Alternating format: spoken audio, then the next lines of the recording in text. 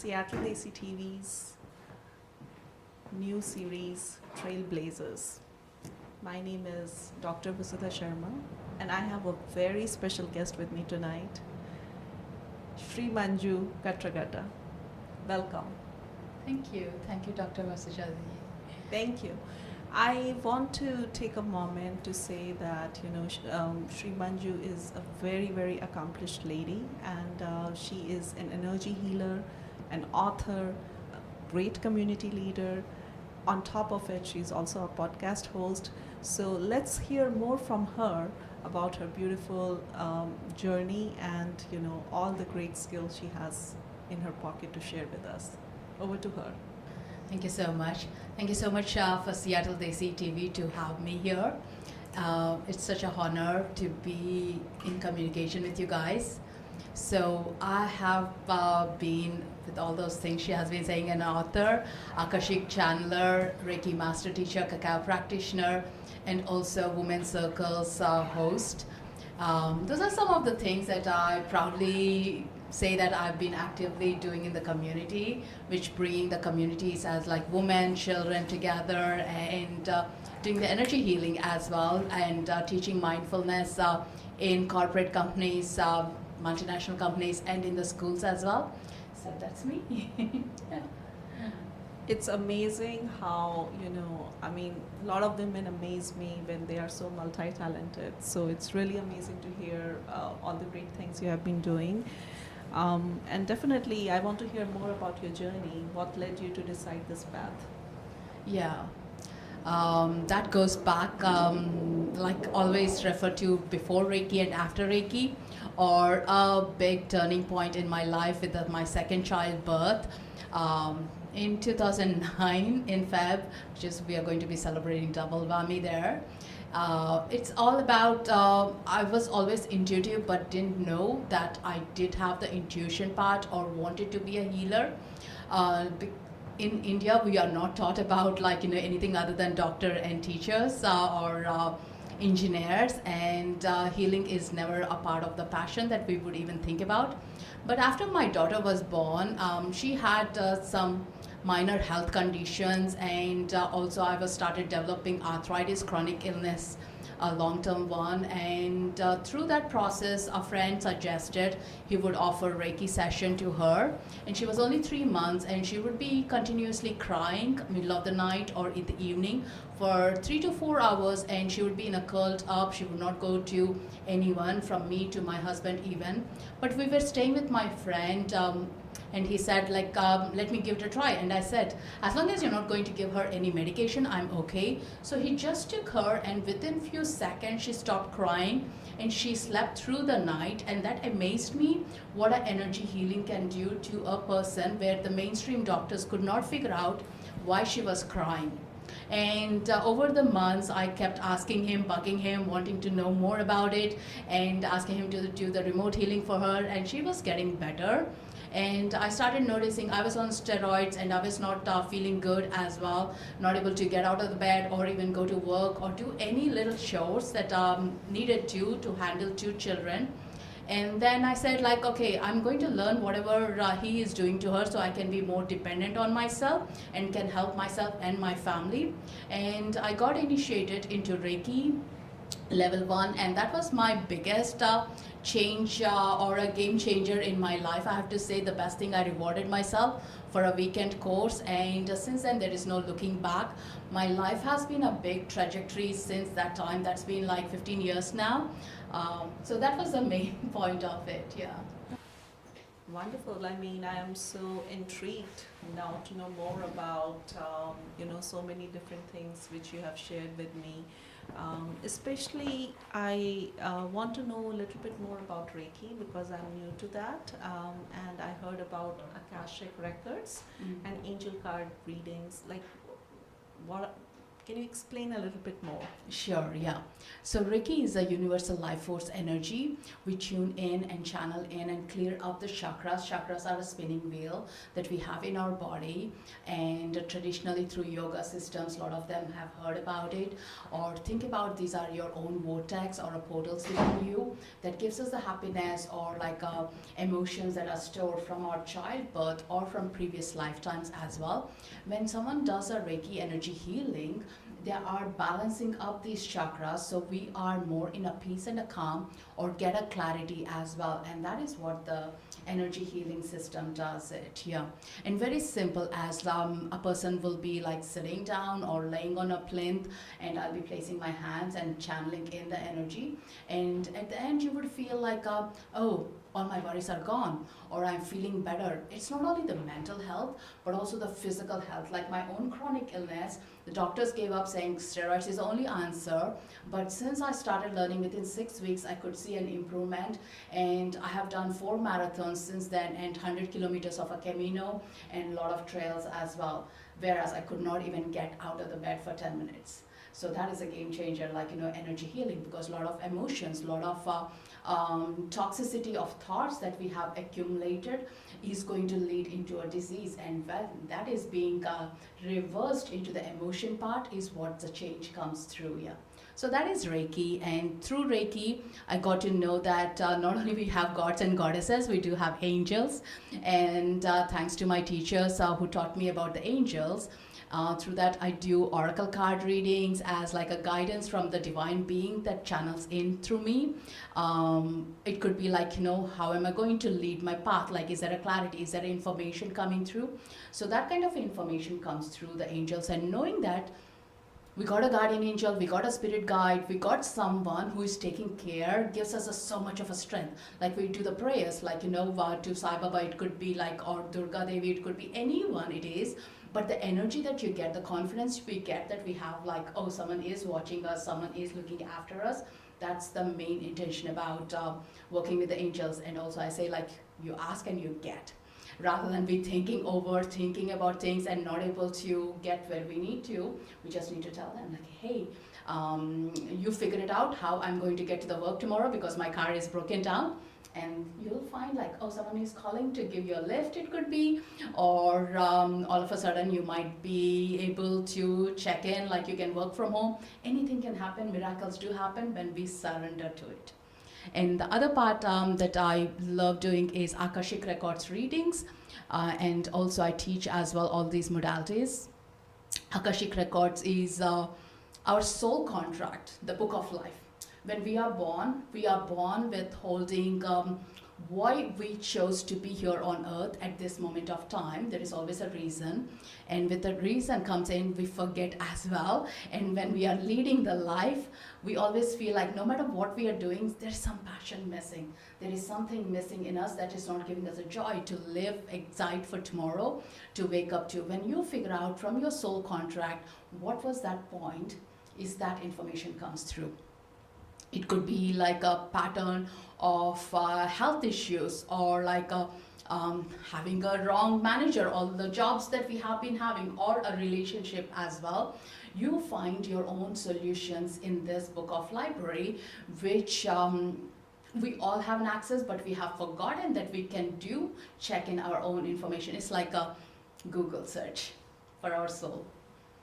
Wow, I've never heard of that before. Sounds very amazing.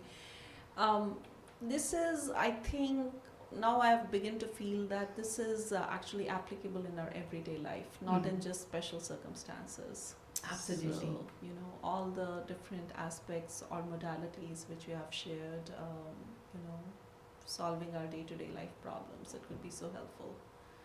Yeah, absolutely. Like once we balance our system, we are in control of our path right now to the future, and we know like where our emotions are lingering, what is it affecting, so we get to do the inner work along with it as well. So we do take responsibility for our own beingness rather than blaming. Even it could be like, and of course the health gets better, you have a glow, you feel good, you're vibrant, you start helping others as well, because you found this treasure, you want to spread it to others as well, like, that really helps.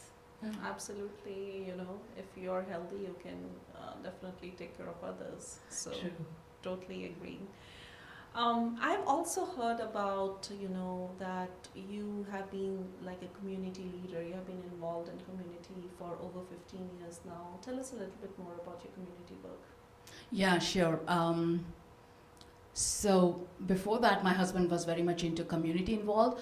I was always the behind person. I didn't know how to, like, other than supporting the family dynamics. But since Reiki came in, I was having this joy, enthusiasm to spread the work. Like, hey, there is no medication needed. We can still be happy. That was my curiosity to spread to others. I started teaching and also holding meditation practices and simplifying it, because when I started, I had a newborn and also 2-year-old. So that gave me like a lot of complexities. I can't do it, but I did it. So wanted to give that minute details, micro kind of a changes, habit makers for the other women, especially like most of my community is women related as well, like where I believe in, like, if the woman is a strong pillar in the house, but also she needs to know to receive and also take care of herself, like not give, because in our society we are taught like always be giver, not take care of ourselves. But a great teacher taught me that, like, you need to put your mask on in the flight and then to the child. Why is it not the same, like when it comes to your home atmosphere, right? So that's where I started teaching, holding the spaces, and going to the schools as well, empowering the children, like, hey, don't be anxious, or not straight away telling them not to be anxious, but here are the tools that you can really help yourself to calm ourselves, and that helps, like, better sleep, better thinking, like, better communication with your fellow people as well. Yeah. I think that's amazing, that what a vital role it can play for women to be more in control of their health. That's Absolutely. really amazing, because, especially like you pointed out, the women from our background, we put ourselves second all the time.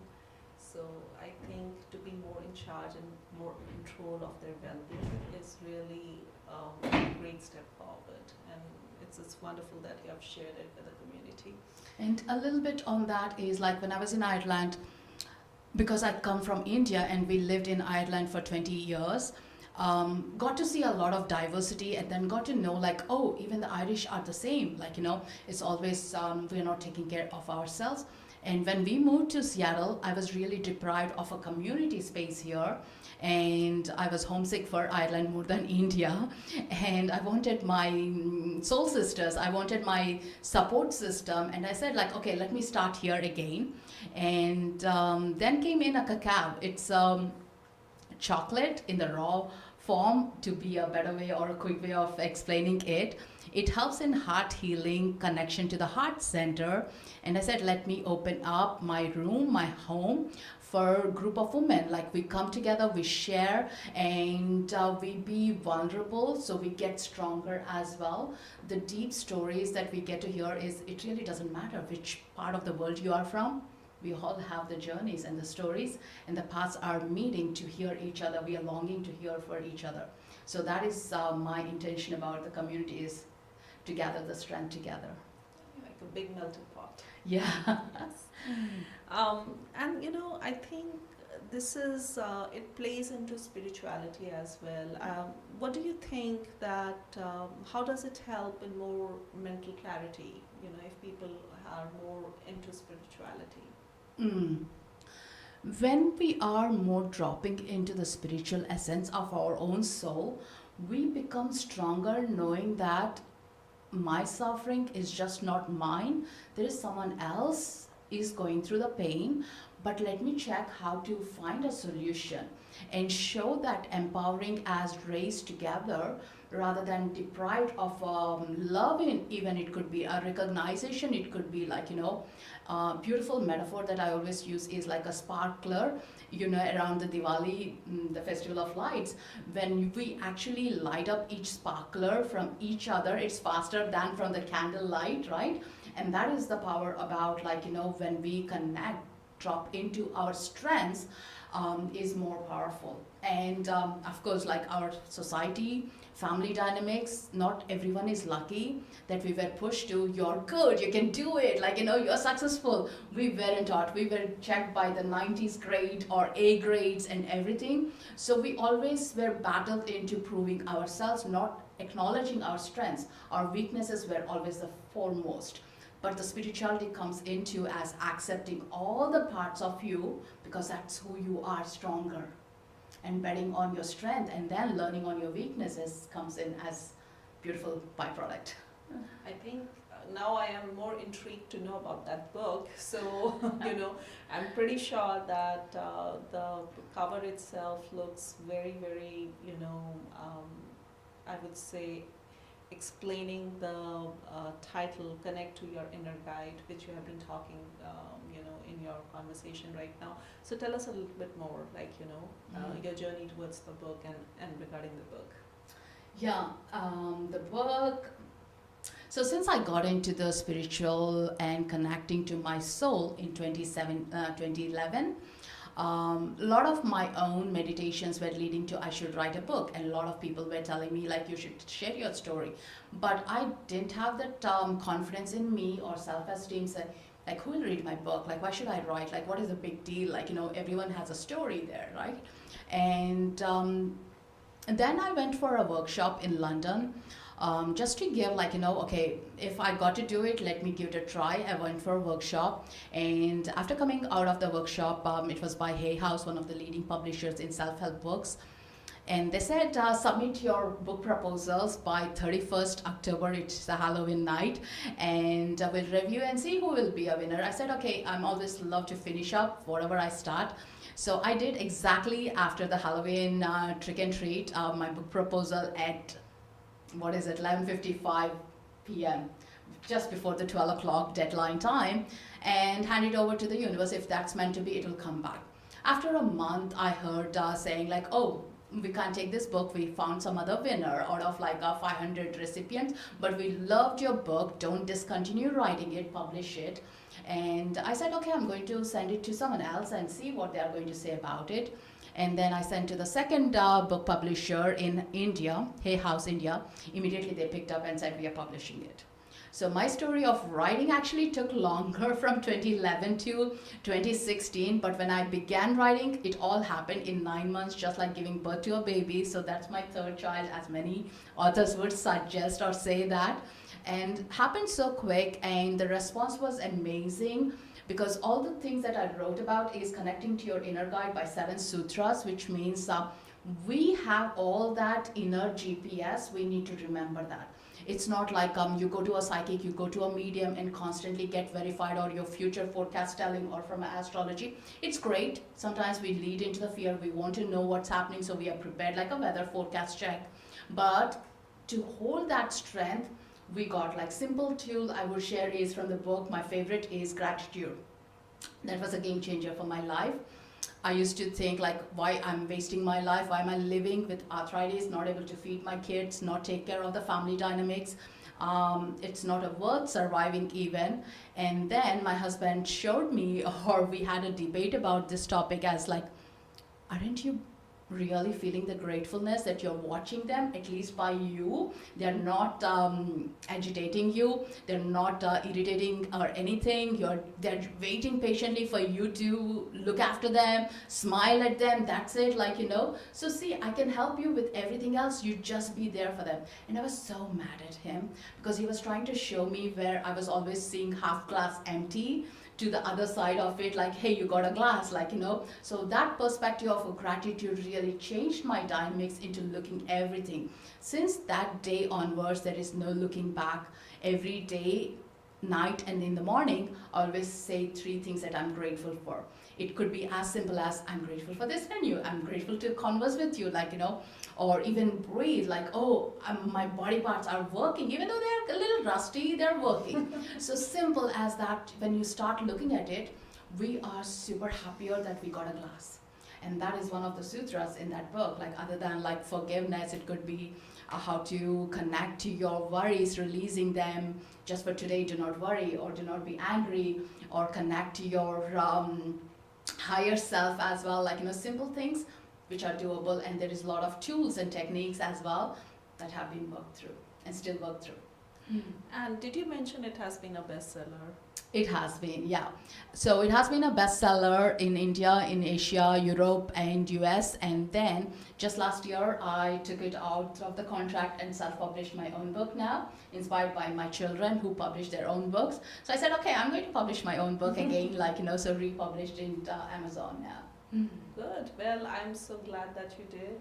As an author myself, I totally appreciate the journey of writing a book, and you said it rightly. It's like having a third child.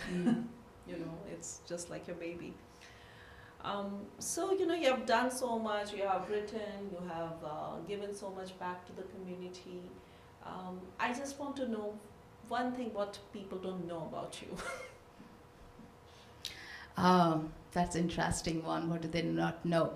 Most of my women's circle ladies, they know everything. I share every part of it, like even about my family dynamics and everything. I love traveling, and especially I'm feeling this urge for past couple of years to travel on my own. So that's my favorite thing.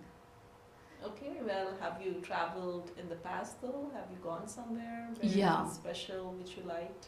One of the special places, like always Ireland since we moved here, that's my special on my own solo trips. And Guatemala a couple of times, to the cacao rainforest to meet my shaman teachers. It's been quite an interesting part. It's like literally going back into India to the village ambience that we all came, and seeing that timeline right now happening in Central America. That's something I love about, yeah.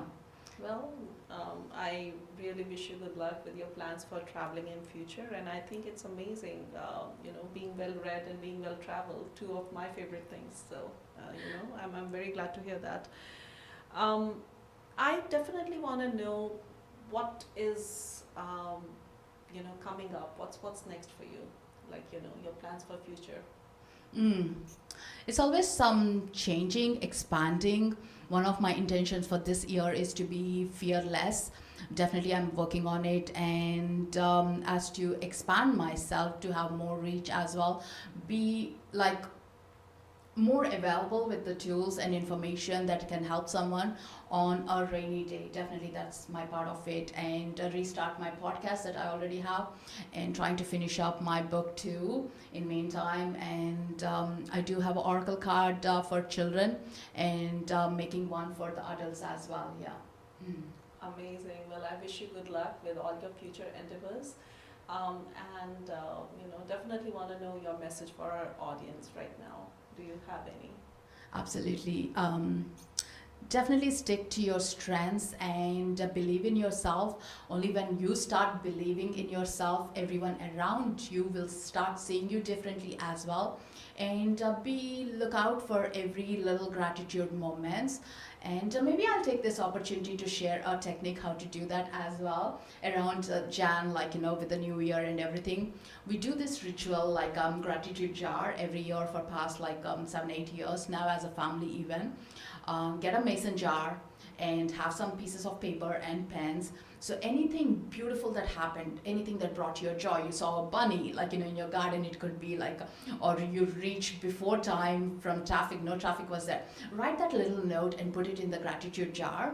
And on the 31st or around the end of the year, open the whole jar with your family and celebrate all the little victories you had it. Because generally on a big hindsight, we'll remember, say for example, if you had a big trip or a big event, but we forget the little moments, because these little moments are the tonic for our happiness and joy moments as well. So remember those little ones. And in a month even we do forget. So with that, making a note is so important, because here in the brain it tricks us to forget so quickly. A personal note of gratitude and thankfulness, and which you collect. That's beautiful, like a little piggy bank, right? Absolutely. The more, actually, when we started, it was a little shoebox and a small mason jar next year and bigger one, and now we have a giant one. Yeah.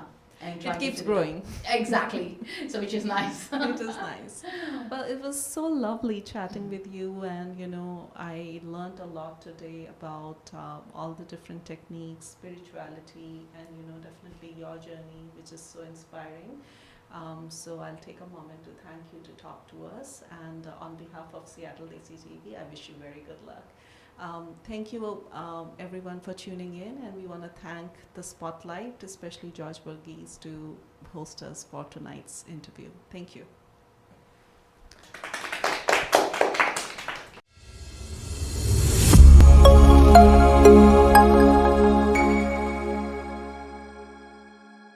जाने के जहाँ